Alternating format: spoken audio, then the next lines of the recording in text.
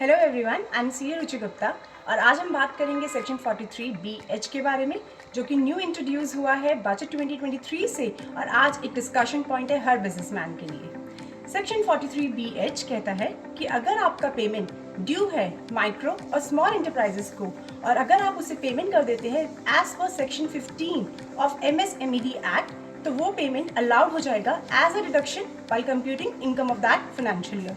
लेकिन अगर आप उसका पेमेंट करते हैं beyond the time limit of section 15 और MSMED एक्ट, तो आपको जिस फाइनेंशियल ईयर में आप उसे पे करेंगे आपको अलाउड हो जाएगा एज अ डिडक्शन। तो सेक्शन 15 ऑफ MSMED एक्ट क्या कहता है कि अगर आपका कोई अग्रीमेंट है अपने सप्लायर से जो कि माइक्रो और स्मॉल इंटरप्राइजेस है, तो आप उसे विद इन 45 डेज पेमेंट कर सकते हैं। लेकिन अगर आपका कोई अग्रीमेंट नहीं है ड्यू डेट को लेके कि कब तक वो पे हो जाना चाहिए, तो आपके पास टाइम लिमिट है 15 days of delivery of goods या प्रोविजन ऑफ सर्विसेज।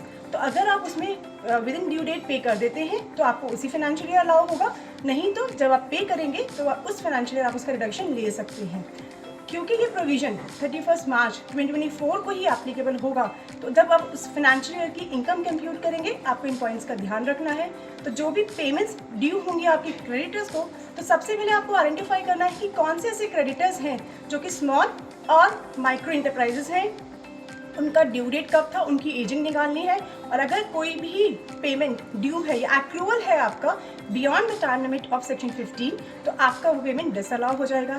इतना ही नहीं, इस पेमेंट पे आपको 3 times of bank interest rate interest भी एक्रू करना है और वो इंटरेस्ट भी डिसअलाउ हो जाएगा। और जब आप इसे पे करेंगे, जो पेमेंट करेंगे उस ईयर आपको ये अलाउ हो जाएगा, उस फाइनेंशियल ईयर आपको अलाउ हो जाएगा।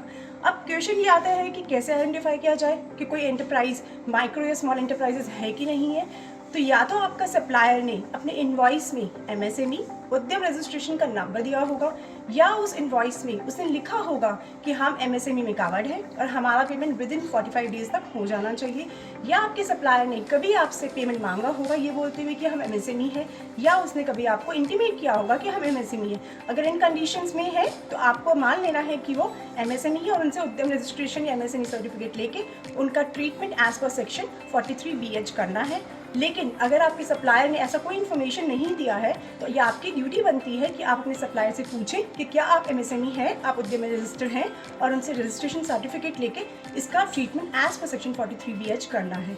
और इन एनी केस आपका सप्लायर आपको रिस्पॉन्ड नहीं करता, ये बताता नहीं है कि आप वो MSME है या नहीं है, तो आपको उसका ट्रीटमेंट एज पर नॉर्मल क्रेडिटर्स ही करना है। So this is all for today. अगर आपको और कोई क्वेरी है तो हम इस पर फर्दर डिस्कस कर सकते हैं। और ये बताने के लिए कि स्मॉल माइक्रो इंटरप्राइजेस कौन होती है, keep watching for the next video. Thank you.